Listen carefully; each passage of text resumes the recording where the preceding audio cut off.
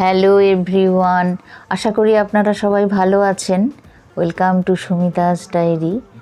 আজ শনিবার, আজ ঠাকুর শ্রী রামকৃষ্ণদেবের 190তম জন্মবার্ষিকী উপলক্ষে আমি এখন এসেছি সোনামুখী রামকৃষ্ণ মঠ ও মিশনে। দূর থেকে ঠাকুরের গান শোনা যাচ্ছে। অনেক দিন পর এলাম বলে খুব ভালো লাগছে। এটা হচ্ছে মন্দির, আর বাইরের কাজটা দেখলেন, আলপনাটা কি সুন্দর। এটা হচ্ছে মিশনের ফুলের বাগান।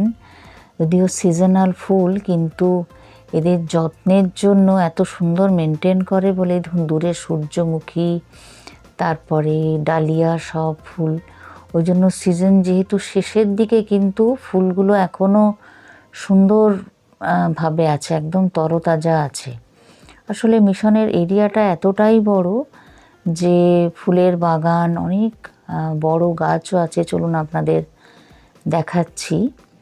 একটু আগেই পুজো, তারপরে পুষ্পাঞ্জলি, যজ্ঞ সব শেষ হয়ে গেছে। আর রামহরিপুর থেকে একজন মহারাজও এসেছিলেন। উনি ওনার মূল্যবান বক্তৃতা আমাদের সামনে রাখলেন। তো তখন সে সময় তো ধরুন ভিডিও করা যায় না, আর ওনার মূল্যবান কথাগুলো ছেড়ে দিয়ে তখন আর কিছুই ভালো লাগে না। চলুন এখন দেখাই আপনাদের মন্দিরের ভেতরটা। সুন্দরভাবে আলপনা দিয়ে সাজানো হয়েছে, আর দূরে দেখা যাচ্ছে ঠাকুর মা স্বামীজির ফটোতে সুন্দরভাবে মালা দিয়ে, ফুল দিয়ে সাজানো হয়েছে। মাকে নতুন শাড়িও পরানো হয়েছে। আমি শনি রবিবার যখন এখানে থাকতাম, আমি মোটামুটি প্রতি শনি রবিবারই এখানে আসতাম। প্রতিদিন না এলেও, প্রতি শনি রবিবার না এলেও রবিবার তো আসতামই।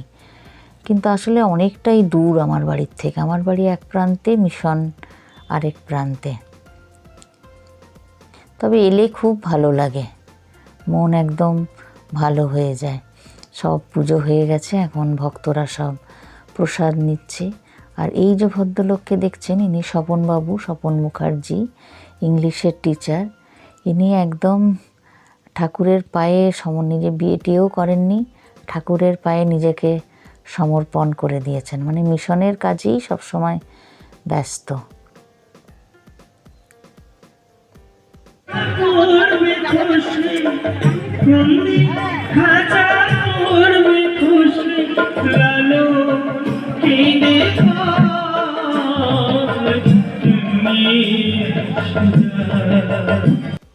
একটি বাউল গানেরও আয়োজন করা হয়েছে।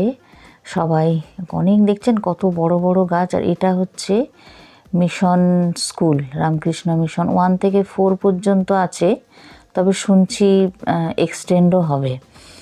সব গাছের নিচে বসে বা সামনে চেয়ারে বসে সব বাউল গান শুনছে।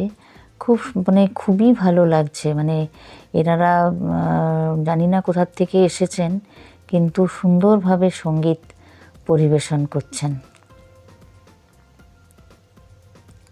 সবাই বসে শুনছে।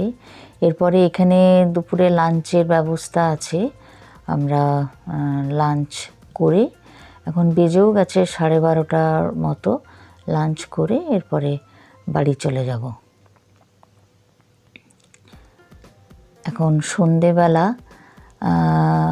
আমরা এসেছি আমার বাড়ির পাশেই যে অডিটোরিয়াম হল আছে, আপনাদের তো দেখিয়েইছি। ওখানে 2 দিন ধরে নাট্যোৎসব চলছে, তো ওই জন্য নাটক দেখতে এসেছি। তো দেখছেন অডিটোরিয়াম হলটা রাতের বেলায় এত ভালো দেখতে লাগে। বাইরের আর্টগুলো দেওয়ালের এত সুন্দর ডেকোরেট করা, খুব সুন্দর লাগে। এটা একটা আমার কি বলবো, অ্যাডভান্টেজ আমার বাড়ির একদম পাশে। আর পুরো বাউন্ডারির গাছ দিয়ে সাজানো। অনেক সময় কি হয়, অনেক সময় হয়তো প্রোগ্রাম, প্রায় প্রোগ্রাম হয়।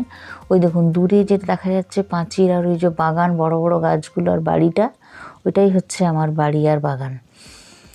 তো তখন বাড়ির থেকেই আমার সব কিছু শোনা যায়। আমরা এখন ঢুকে পড়েছি, প্রথম নাটক শুরুও হয়ে গেছে। খুব সুন্দর। এখন টিভি সিরিজ বা সিরিয়াল এসব বা অনেক প্রাইভেট চ্যানেলও চলে এসেছে, এজন্য নাটক থিয়েটার ভীষণভাবে মার খাচ্ছে। আর যে সমস্ত নাট্যকর্মী বা অভিনেতা অভিনেত্রীরা যাদের এর উপরই নির্ভর যারা এর উপরই নির্ভর, তারাও ভীষণভাবে মার খাচ্ছে। কাজে সেটার ওপরেই নাটকের উপস্থাপনা খুব সুন্দরভাবে এরা ফুটিয়ে তুলেছে। এখন সোনামুখীর যারা বিশিষ্ট নাট্যকার তাদের পুরস্কৃত করা হচ্ছে, আর এরপরে ওদের পুরস্কার বিতরণের পরে দ্বিতীয় নাটক শুরু হবে।